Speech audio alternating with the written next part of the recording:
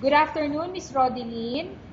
Good afternoon, ma'am. Okay, Miss Rodeline, can you tell me about yourself? My name is lhyncucullo. I am 36 years old. I am married with Joel Cucullo.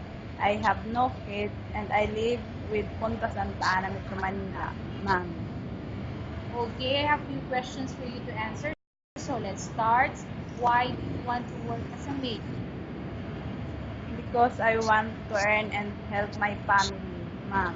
Why you choose Malaysia when there is a lot of other country? Malaysia, ma'am, is near in the Philippines, ma'am. How are you qualified for this job? I am hardworking and honest, ma'am. May I know what is your education level is? High school graduate, ma'am. What is your recent working experience? Cashier, ma'am. Have you worked abroad before? No, ma'am. Do you have experience of taking care of baby? Yes, ma'am. And whose baby you are taking care of? My employer, baby, ma'am. Okay, what about elder or older people? Do you have the experience? No, ma'am. But are you willing to take care? Yes, ma'am. Do you have any other special skills? Yes, ma'am. Can you tell me what are those special skills do you have? Cooking, ma'am. Okay, are you willing to learn new skills? Yes, ma'am. Are you willing to work with a family where the mother-in-law or any relatives stay together? Yes, ma'am. Currently, are you still working now? Yes, ma'am. May I know what is your work if you are still working? Cashier, ma'am. Do you know how to cook? Yes, ma'am. What sort of food can you cook? A Filipino food, ma'am. Can you tell me what are those Filipino food that you can cook? Adobo, ma'am. Sinigang, chicken curry, nilaga, and chicken tinola, ma'am. Okay. Are you aware that you will have to do cooking, cleaning, ironing, and washing? Yes, ma'am. From all the house chores like cooking, cleaning, ironing, and washing, which do you like most? Washing, cooking, ironing, and cleaning, ma'am. Okay. You are not allowed to use handphone or cell phone during working hours. Yes, ma'am. You are only allowed to use handphone after you finish all the works and when going to bed. Yes, ma'am. You are strictly needed to surrender the handphone to your employer in the morning and your employer will turn back to you once you're going to bed. Yes, ma'am. If ever your employer finds out that you're abusing your handphone and it's affected your work performance, your employer will confiscate your handphone and you're not allowed to hold it anymore. Instead, your employer will allow you to call to your family 3 times in a month. You're only allowed to bring normal phone and you're not allowed to bring smartphone. Are you agreed for the terms and condition? Yes, ma'am. Are you agreed to the rules and regulations for the handphone? Yes, ma'am. How many years is the contract as you agreed and understand? 2 years, ma'am. Can you describe for me your ethics or your attitude? Honest and hardworking, ma'am. And Okay. trustworthy, ma'am. Okay. How can you assure to us that you will work hard in Malaysia? Because I want to help my family, ma'am. Okay, so you want to help your family.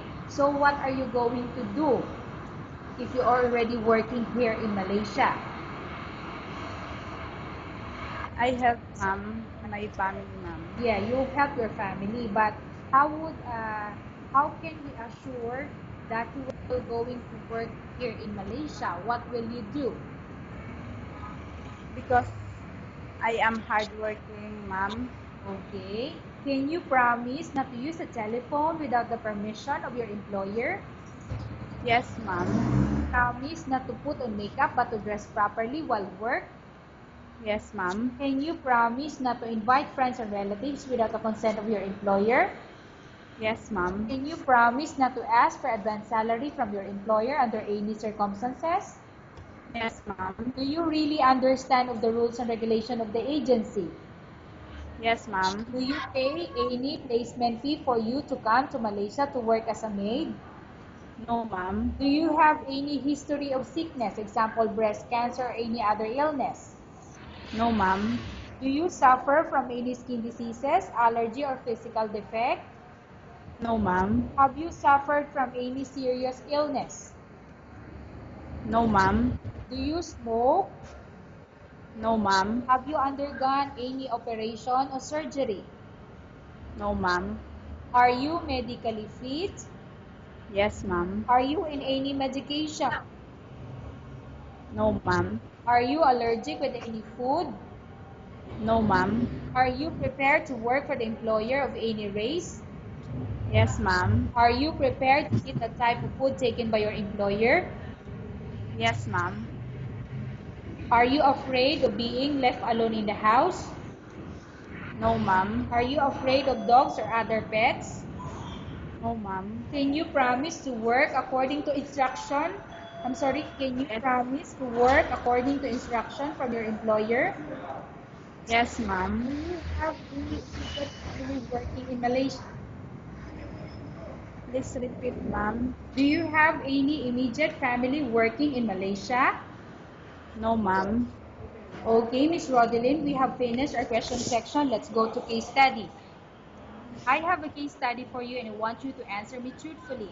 Upon arrival in Malaysia within 6 months, if ever any of your family members pass away, what will you do?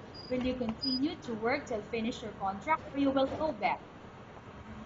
I will continue my work until I finish my contract, ma'am. Okay, tell us about yourself and why do you want to work in Malaysia as domestic helper? My name is lhyncucullo. I am 36 years old. I live in Punta Santa Ana. I am married with Joel Cucullo and I don't have kids, ma'am. I want to work in Malaysia because I want to help my family and earn money, ma'am. Okay, Miss Rodeline, what do you want to tell to your employer who watching your video? Good afternoon, sir and ma'am. Please accept me as your maid. I promise to you that I do my best and I I do my very best job. Thank you. Okay, thank you very much, Miss Rodeline. We will update your agency if there's any selection made by the employer.